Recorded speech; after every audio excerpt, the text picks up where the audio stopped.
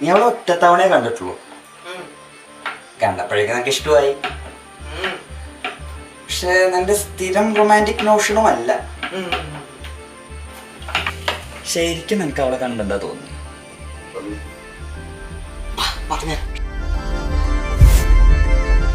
നിന്നെ കാണും കിനാക്കൾ മാത്രം കണ്ണിൽ മായാതെ കാത്തുവയ്ക്കാം.